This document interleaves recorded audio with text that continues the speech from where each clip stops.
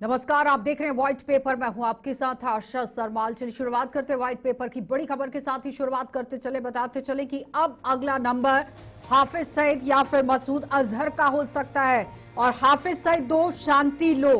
हाफिज सईद को दो और पानी लो। और हाफिज या तो भारत आएगा या तो फिर ऊपर जाएगा। ये बड़ी खबर दिखाते चले, जहां पर देखिए अब भारत ने जिस तरह से दो टूक जवाब दे दिया है कि पानी पर कोई बात नहीं होगी और साथ ही साथ खून और पानी एक साथ नहीं बहेगा। और अब अगला नंबर यहां हाफिज सईद या फिर मसूद अजहर का हो सकता है। जहां आपने देखा कि किस तरह से अमित शाह की तरफ से भी बड़ी हुंकार पुंछ के अंदर भरी गई। उन्होंने कहा कि पाकिस्तान की तरफ से जो हिमाकत की गई है उसे उसका मुंह तोड़ जवाब दिया जाएगा। इस वक्त की बड़ी अपडेट दिखाते चले, जहां पर आप देखिए किस तरह से ये बड़ी खबर सामने आपके, जहां एक एक करके पूरी तरह से स्थिति का आंकलन करने की कोशिश की गई कि आखिर कितना नुकसान पाकिस्तान की तरफ से किया गया और लोगों की मदद किस तरह से होनी है। लेकिन उसके साथ अमित शाह की तरफ से दो टूक जवाब पाकिस्तान को जरूर दिया गया है कि यहां खून और पानी एक साथ नहीं बहेगा। और अब अगर इस बार बातचीत होगी तो आतंकवाद पर होगी और साथ ही साथ पीओके पर होगी। लेकिन अब अगला नंबर हाफिज सईद का हो सकता है, अजहर मसूद का भी हो सकता है। और हाफिज सईद दो और शांति लो, पानी लो। अगर पानी पर बात होगी तो आप देखिए किस तरह की वहां पर चर्चाएं हो सकती हैं। तो चलिए पैनल की ओर बढ़ जाते हैं। सबसे पहले तो आपको दिखाते चले कि किस तरह से इस पर एक बड़ा रिएक्शन ले लेते हैं। अब ब्रिगेडियर संजय खन्ना, रिटायर्ड रक्षा विशेषज्ञ, हमारे साथ जुड़ गए हैं। बहुत बहुत स्वागत जुड़ने के लिए ब्रिगेडियर। उनके साथ group captain U K Devnath, retired रक्षा विशेषज्ञ, हमारे साथ जुड़ गए हैं। कर्नल सुशील पठानिया हमारे साथ जुड़ गए हैं, रिटायर्ड रक्षा विशेषज्ञ। आपका भी स्वागत, तीनों का बहुत बहुत स्वागत जुड़ने के लिए। सबसे पहले तो ब्रिगेडियर मैं आप ही के पास आऊंगी। जिस तरह से एक बड़ी बात कि अगला नंबर अब तो हाफिज सईद और मसूद अजहर का हो सकता है। जी, बहुत बहुत ज़रूरी है ये होना, क्योंकि जो आतंक के सरगना है यही दोनों हैं बेसिकली। और इन्होंने मतलब तकरीबन 30 साल हो गए हैं जो ये टेररिस्ट एक्टिविटीज चल रही हैं। इसमें इन दोनों का पुरजोर जो है सहयोग है, डायरेक्शन है। और ये कंट्रोल कर रहे हैं। ये एक तरह से आका है पाकिस्तान में, जो लश्कर तोयबा और बाकी जो टेररिस्ट ग्रुप्स हैं उनके आका है। और इन्हीं के डायरेक्शंस और आईएसआई जो पाकिस्तान के इंटेलिजेंस सर्विसेज जो ग्रुप है उसका तालमेल के साथ जो है ये इंडिया में इतने सालों तक एक्शन करते रहे। सर्जिकल स्ट्राइक जब हमने की थी तब हमारी ऐसी कोई मांग नहीं थी। और हमने जब टेररिस्ट कैंपों पे हमने अपने मिसाइल दागे और वहां पे तबाही मचाई, तो उसके बाद भारत ने जो है इंडस वाटर ट्रीटी पे रोक लगा दी। उसके ऊपर जो है पानी पाकिस्तान में देना बंद कर दिया।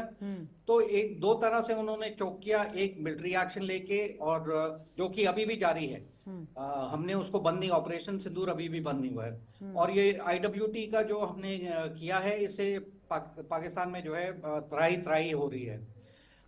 पाकिस्तान बहुत ज्यादा दबाव में है और उसको और दबाव में डालने के लिए जो है हमने 7 अलग अलग लीडर्स के अंडर हमने अपने डेलीगेशन भेजे विदेश में, ऑल पार्टी पॉलिटिकल पार्टीज के सदस्य बना के। तो वो भी इंटरनेशनल प्रेशर पाकिस्तान के ऊपर बना रहे हैं। ठीक है। इसका असर जो मुझे लग रहा है ये अगले महीने जो FATF की मीटिंग है उसके ऊपर पड़ेगा, क्योंकि जो IMF से लोन मिला है उसमें एक तो शर्तें बहुत बढ़ा दी गई हैं। और अगर ये पाकिस्तान ग्रे लिस्ट में आ जाता है तो इसके लिए बहुत ज्यादा दिक्कत हो जाएगी फाइनेंशियली। तो हम पूरी तरह से दबा के उनको रख रहे, हम उनको पूरी तरह से दबा के रख रहे हैं। और अब हमने इन दोनों जो है टेररिस्ट सरगना की हमने अब बोला है कि आप उनको हमें सौंपो। तो मुझे लग रहा है कि इस प्रेशर में मिलिट्री प्रेशर हो गया, इकोनॉमिक प्रेशर हो गया, और इंटरनेशनल डिप्लोमेटिक प्रेशर जो पाकिस्तान के ऊपर डाला जा रहा है, वो सब को देखते हुए हो सकता है पाकिस्तान इनको हमें ग्रुप हैंडओवर कैप्टन करने यूके के लिए। देवनाथ जी, अब जिस तरह से कहा जा रहा है कि हाफिज सईद दो और शांति लो और पानी लो, यानी कि खून और पानी एक साथ नहीं बह सकता है। जी हाँ, इसमें कोई शक नहीं है कि भारत की निगाहें उनके सारे आतंकवादी संगठनों से हैं, उनके आकाओं से हैं। लेकिन ये डिप्लोमेटीज का हिस्सा है। राजनीति में, कूटनीति में इस तरह के बयान दिए जाते हैं। हम सब तीन रक्षा विशेषज्ञ यहाँ पर हैं। एक चीज तो जाहिर है कि वो किसी को भी हमारे हाथ में सौंपेंगे नहीं। ये बयान इस तरह से दिए जाते हैं ताकि दबाव बढ़ाया जाए। लेकिन इसमें कोई शक नहीं है कि भारत पाकिस्तान के ऊपर बहुत ज्यादा दबाव बना रहा है। जैसे कि ब्रिगेडियर संजय खन्ना ने कहा कि हमने जो हमारी बहु सर्वदलीय डेलीगेशन तो भेजी हैं दुनिया में 33 देशों में, उससे दुनिया में हमारे प्रति एक बहुत ही फेवरेबल हवा बह रही है। और पाकिस्तान के प्रति दुनिया के जो देश हैं आप पहचान गए हैं कि पाकिस्तान एक बहुत ही संकीर्ण नजरिए का देश है। और तो और दुनिया में जो 57 मुस्लिम देश हैं, ओआईसी के देश हैं, अरब लीग के देश हैं, उन्होंने भी भारत के संबंध में भारत के समर्थन में बयान जारी किए हैं और कहा है कि वह देश किसी भी तरह से भारत में आतंकवाद का समर्थन नहीं करते हैं। ऑपरेशन सिंधु जारी है। सिंधु वाटर ट्रीटी जो है हमने सस्पेंड किया हुआ है। इसके अलावा पाकिस्तान का जो शेयर मार्केट है वो जिस दिन भी भारत फू करता है वो गिर जाता है। तो बहुत ही सेंसिटिव हालत में है पाकिस्तान। पाकिस्तान को जल्दी से ही हिंदुस्तान से वादा करना पड़ेगा कि भविष्य में वो आतंकवादियों को भारत में नहीं भेजेगा, जेएनके को पाकिस्तान का हिस्सा बताना बंद कर देगा। जी कर्नल पठानिया, जिस तरह से ये बड़ी बड़ी बातें हो रही है इस वक्त, आपको लगता है कि पाकिस्तान हाफिज सईद या फिर मसूद अजहर को भारत को सौंपेगा? पॉसिबिलिटी लग रही है? ये बातें अगर इनको एक रियलिस्टिक वे देखा जाए, ये सब फिजूल बातें कर रहे हैं हम लोग। सबसे बड़ी बात यह है कि ये जो लोग जो है मौलाना मजूर या वो हाफिज सईद, वो आका नहीं है। आका है मुनीर, और ये उसकी कठपुतलियां हैं जिनको उन्होंने पाला हुआ है, जिनको वो फंडिंग करते हैं, उनको सेफ हेवन देते हैं, उनको ट्रेनिंग देते हैं, उनको वेपन देते हैं, उनको पैसा देते हैं। और आप ये कैसे सोच सकती है कि मुनीर जो है इन लोगों को हैंड ओवर करेगा? हम You see, what we do is we don't see the picture in reality. हम लोग एक नैरेटिव बना के चलते हैं, फिर अपना लॉजिक लगा के उसको सपोर्ट करते हैं। टेररिज्म जो था, जब ये 9/11 हुआ था, terrorism was a thing of a glamour because USA was affected. That glamour phase is over now. Nobody buys the theory of terrorism. कहने को सब कह देंगे, लेकिन आपने देखा होगा कि जब भारत ने टेररिज्म के खिलाफ एक्चुअल जंग लड़ी, कितने देश हमारे साथ आके खड़े हुए थे। समर्थन करना अलग बात है। दूसरी तरफ देखिए, चाइना उनके साथ पूरी तरह से खड़ा हुआ है, और उनके फॉरेन मिनिस्टर ने ये स्टेटमेंट भी दे दिया था कि अगर पाकिस्तान की सॉवरेनिटी और टेरिटोरियल इंटेग्रिटी होती है तो उसका वो जवाब देगा। टर्की ने उनको वेपन भी भेजे, ड्रोन भी भेजे, सपोर्ट भी किया। अजरबैजान ने उनको किया, हमें किसने किया है? तो let's be very very pragmatic about certain things. अभी इस समय जो हमारे साथ प्रॉब्लम वो ये है कि पाकिस्तान को, ये IMF लोन की बात करते हैं, कौन उनको ग्रे लिस्ट में लाएगा? जब उनको लड़ाई के दौरान ये लोन उनको सैंक्शन किया गया IMF के द्वारा, आपको लगता है कि, और ये जो शर्तें वगैरह होती है, दे आर कॉस्मेटिक्स। ठीक है, एक और बड़ी खबर दिखाते चले, जहां पर देखिए किस तरह से एटम बम की धमकी को लेकर अब भारत नहीं डरने वाला है। ये बड़ी खबर आपको दिखाते चले। और परमाणु बम की जो गिरद भभकी है, अब उससे यहां पर नहीं डरेंगे। हथियारों की आत्मनिर्भरता पर पूरी तरह से काम जारी रखा गया है। ब्रह्मोस ने दुश्मन के छक्के छुड़ा दिए हैं और पाकिस्तान अब धोखे में ना रहे, हर आतंकी हमले का जवाब मिलेगा। धमकी के आधार पर कोई फैसला नहीं होगा।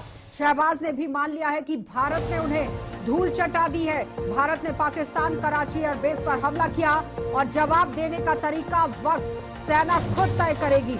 जहां टारगेट तय किए गए थे वहां हमले किए गए और ये ताकत आत्मनिर्भर भारत से ही मिली है। और पाकिस्तान को पीएम का स्पष्ट संदेश आज आप देखिए किस तरह से रहा। आतंकवाद के विरुद्ध भारत की नीति स्पष्ट है। गिड़गिड़ा था पाकिस्तान और उसके बाद युद्ध विराम हुआ था।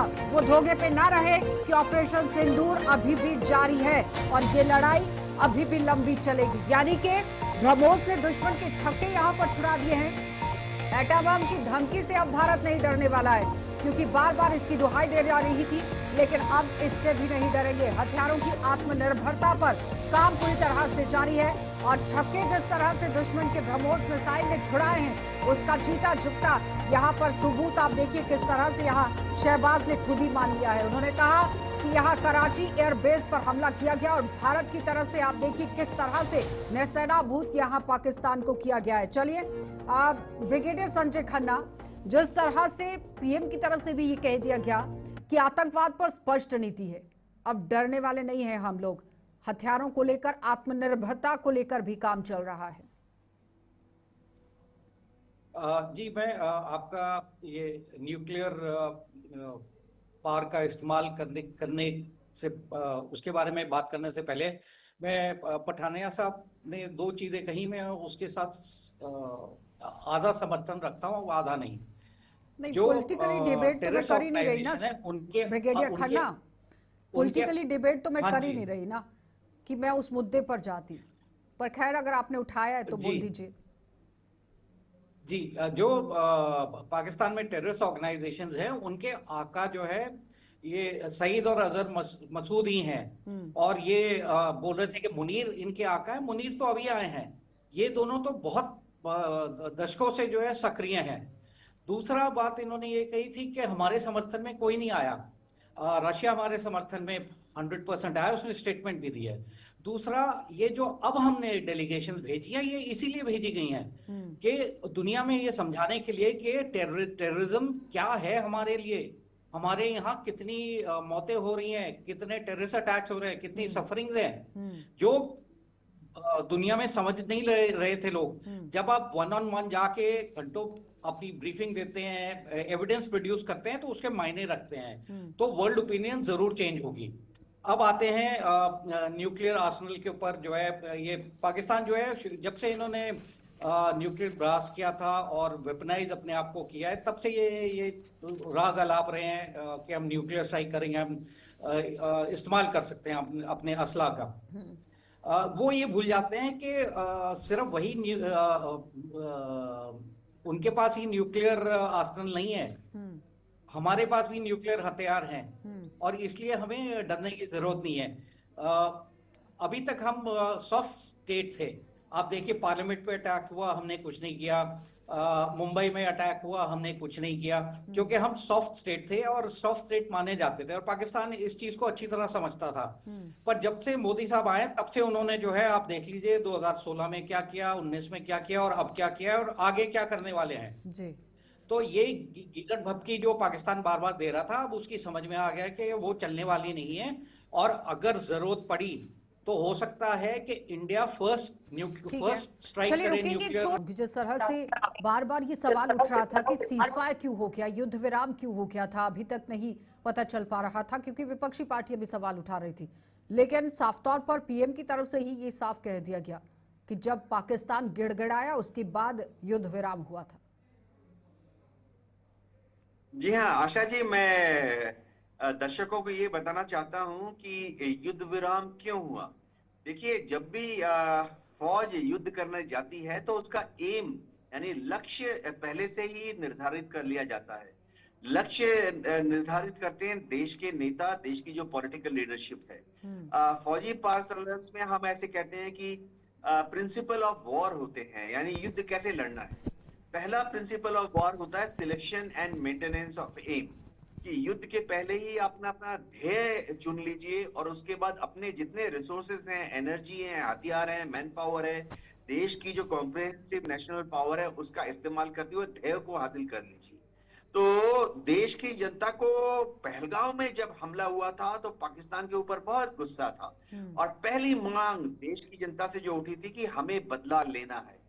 तो जब हमने ऑपरेशन सिंदूर किया तो देश की जनता की जो पहली मांग थी, एम कि बदला लेना है, हमने बदला ले लिया। मेरे साथ 2 आर्मी के सीनियर ऑफिसर्स हैं, आर्मी में भी इस तरह का बदले की कार्रवाई अक्सर वो लेते रहते हैं। हाँ, जाहिर बात है कि हर बार वो प्रिंट मीडिया या टीवी पर नहीं आती है। दूसरा एम क्या था, भारत सरकार ने ये तय कर लिया था कि इस बार पाकिस्तान को एक पाठ पढ़ाना है।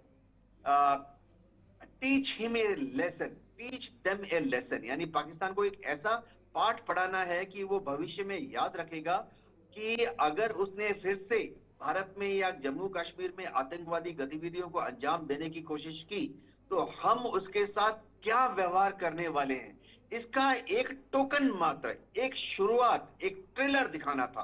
तो हमने पाकिस्तान को पाठ भी पढ़ा दिया 9 और 10 मई की रात को, जब हमने अंदर घुस के उनके 11 एयरफोर्स बेसेस को और उनकी एयरफोर्स के 2 बड़े बड़े रेडार स्टेशन को ध्वस्त कर दिया। तो एक परिपक्व देश की ये पहचान होती है, एक अच्छे पॉलिटिकल और मिलिट्री लीडरशिप की ये पहचान होती है कि वो अपने ध्येय से नहीं भटकता है। जिस दिन ध्येय हासिल हो जाता है वो युद्ध को समाप्त करने की तरफ अग्रसर होता है। जी ठीक है पठानिया जी, कल 31 मई है, 31 मई को मॉक ड्रिल का भी समय रखा गया है।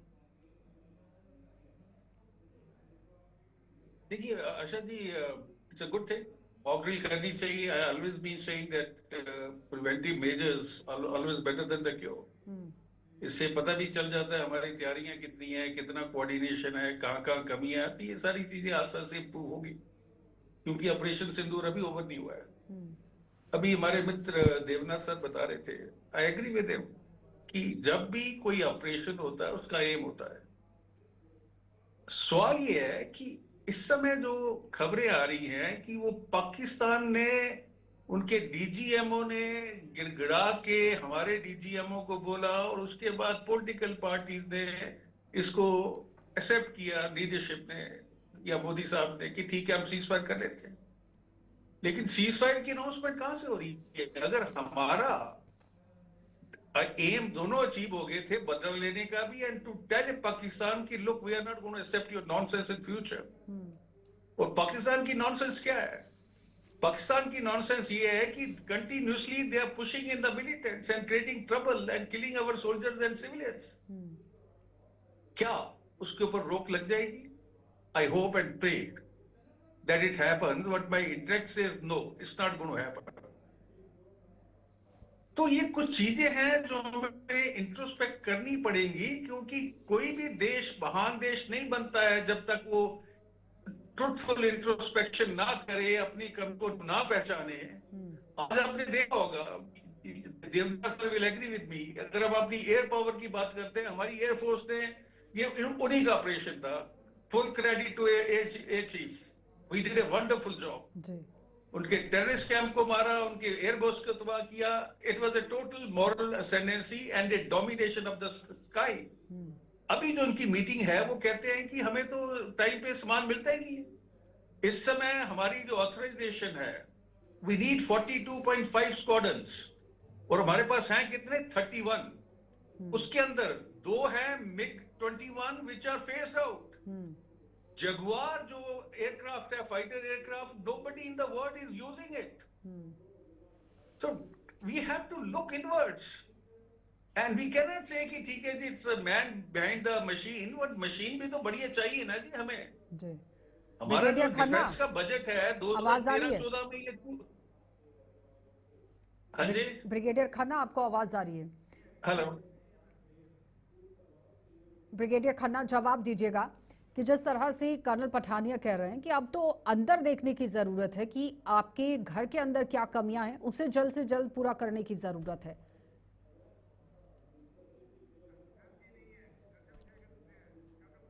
यूके देवनाथ जी, जवाब दीजिएगा इस पर। आशा जी, इसमें कोई शक नहीं है कि पिछले कुछ सालों में हमारी फौज में बहुत प्रगति हुई है, इक्विपमेंट प्रोफाइल में इम्प्रूवमेंट हुआ है। लेकिन मैं 100% कर्नल पठानिया के साथ हूं कि और भी गुंजाइश है। हमारी नेवी को कम से कम एक एयरक्राफ्ट कैरियर और चाहिए, हमारी आर्मी को और भी टैंक तो बख्तरबंद गाड़ियां चाहिए, हमारी एयरफोर्स को और भी फाइटर विमान, ट्रांसपोर्ट विमान चाहिए। खास तौर से अगर दोनों मुल्क हमारे दो दुश्मन है, पाकिस्तान, अगर ऐसा होता है कि हम पाकिस्तान की तरफ युद्ध की सोच रहे हैं और चीन पीछे से तिब्बत में खलबली मचाए, या उल्टा हम चीन के साथ अक्साई चीन में गलवान में भिड़ रहे हैं और पाकिस्तान पीठ पीछे राजस्थान में खलबली मचाए, तो शायद हमारी जो अभी एग्जिस्टिंग नंबर हैं जो इक्विपमेंट प्रोफाइल है नेवी की, आर्मी की और एयरफोर्स की, वो शायद काफी नहीं है। तो हम बहुत बड़े तादाद में क्या इक्विपमेंट ले सकते हैं, इस तरह से कुछ चिंता भारत सरकार को, भारत की जनता को करना पड़ेगा। टैक्स पेयर का पैसा है। निर्मला सीतारमन मैडम को शायद कुछ करोड़ रुपए, कुछ 100 या कुछ हजार करोड़ रुपए अगले बजट में ज्यादा रखने पड़ेंगे कैपिटल प्रोक्योरमेंट के लिए।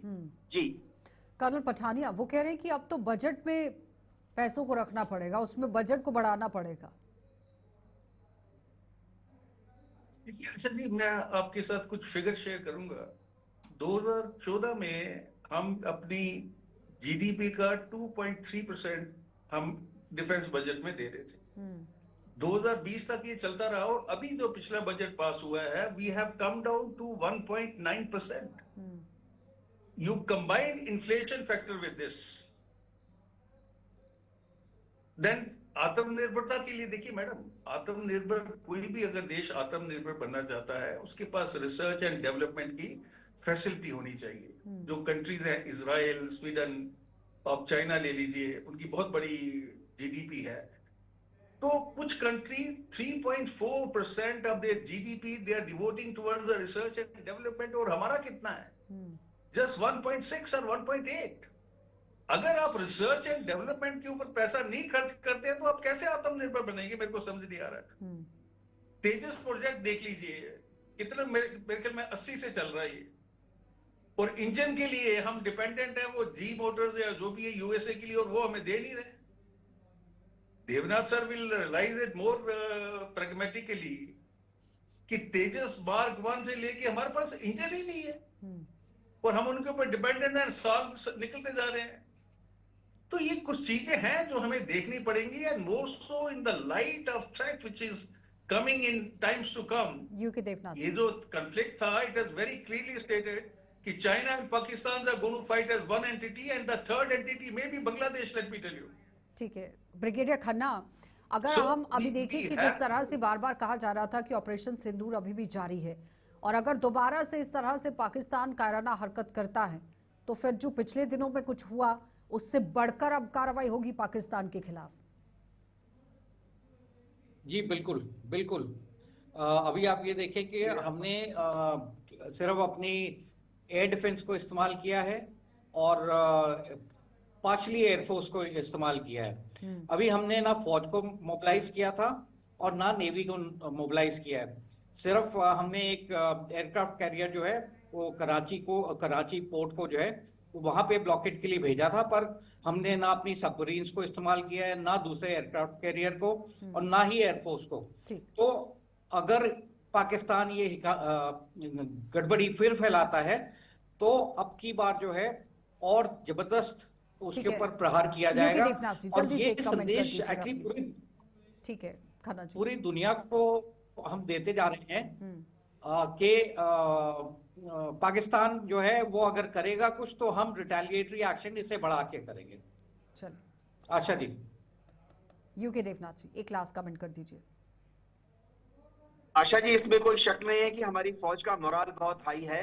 हम बहुत भाग्यशाली हैं कि हमारे जेसीओ, जवान और जूनियर ऑफिसर्स जो हैं देश के लिए मर मिटने के लिए तैयार हैं। वो लड़ेंगे, जो भी इक्विपमेंट जैसे भी हालत में उनके पास है वो लड़ेंगे। लेकिन शायद देश का भी कर्तव्य बनता है, जैसा कि कर्नल पठानिया ने कहा, कि थोड़ा सा और डिफेंस बजट में इजाफा करने की गुंजाइश है। बहुत बहुत धन्यवाद जुड़ने के लिए ब्रिगेडियर खन्ना और कैप्टन यूके देवनाथ जी। कर्नल पठानिया, आपका भी धन्यवाद जुड़ने के लिए।